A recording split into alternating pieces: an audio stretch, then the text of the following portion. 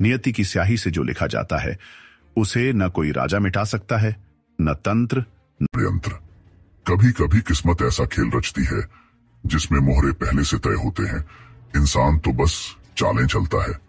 ये कहानी है उस नवजात बच्चे की जिसकी मां ने अपने लहू से उसकी किस्मत लिखी थी।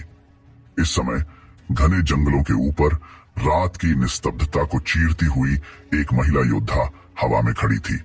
उसके हाथ में खून से सनी तलवार थी और बाहों में एक नवजात शिशु जिसके माथे पर चमकता दिव्य चिन्ह जैसे आसमान की किस्मत लिख रहा था।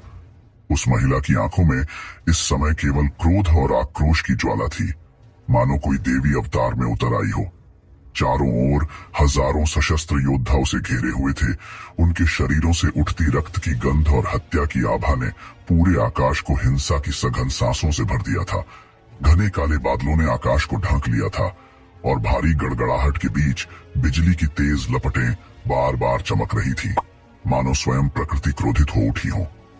हर चमकती बिजली उस अन्याय पर एक गर्जना थी जो उस मासूम शिशु पर थोपी जा रही थी। हवा कांप रही थी, वृक्ष स्थिर खड़े थे, सब कुछ जैसे उस पल के निर्णय को निहार रहा था। लगता था ब्रह्मांड की हर शक्ति उस नवजात की रक्षा के लिए एकत्र हो गई हो और वह मां अपने भीतर एक पूरे युग की आग समेटे अपने बच्चे के भाग्य की आखिरी ढाल बनकर खड़ी थी। उसके होंठों से रक्त की पतली धार बह रही थी और आंखों में ज्वाला सी जल रही थी, क्रोध की एक ऐसी अग्नि जो सब कुछ भस्म कर सकती थी। अचानक वह गर्जना कर उठी, जो कोई भी मेरे मार्ग में आया उसका अंत मैं स्वयं लिखूंगी। बेरहमी से उसकी आवाज के साथ ही उसका संपूर्ण शरीर एक घातक कंपन से कांप उठा। पल भर में उसके चारों ओर बैंगनी रंग की एक विनाशकारी ऊर्जा फूट पड़ी, ऐसी ऊर्जा जिसने हवा को चीर डाला और दिशाओं को सिहरने पर मजबूर कर दिया। जो कोई भी उस ऊर्जा की लपटों से टकराया उनका शरीर ठिठक गया, आंखें पल भर के लिए भय से फटी की फटी रह गईं और फिर वे सूखते हुए हड्डियों के ढांचे में बदल गए। चारों ओर निस्तब्धता थी, सिर्फ उसकी सांसों की गूंज और विनाश की गंध। महिला आकाश में बिजली की तरह लपकी, उसकी दुर्जय ऊर्जा इतनी प्रचंड थी कि कोई भी योद्धा उसके मार्ग में आने का साहस नहीं कर सका। जो भी उसे घेरे खड़े थे भयभीत होकर पीछे हट गए। वह लाश क्षेत्र की ओर तेजी से उड़ रही थी, उसकी आंखों में कोई अदृश्य लक्ष्य कौंध रहा था। लेकिन तभी एक चमकदार तलवार हवा में प्रकट हुई। वह तलवार अग्नि की गति से लपकी और उसकी छाती को भेदती हुई पीठ से बाहर निकल गई। आह! महिला की कराहते ही उसका रक्त हवा में फव्वारे की तरह बिखर गया। वह कुछ समझ पाती उससे पहले ही एक रहस्यमयी आकृति सामने उभर आई, एक स्त्री जिसकी उपस्थिति से हिंसा की तीव्र आभा चारों ओर फैल रही थी।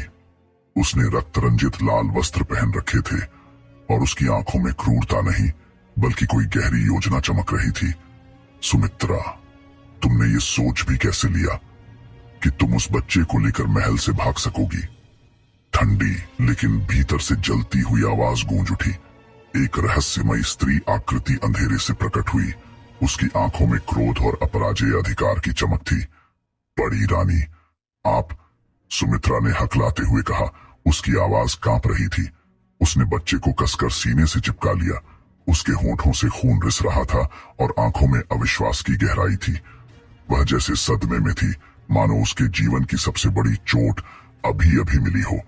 सामने खड़ी स्त्री और कोई नहीं बल्कि राजा नंद कुमार की पहली पत्नी महारानी इंदुलेखा थी और सुमित्रा राजा की दूसरी पत्नी थी।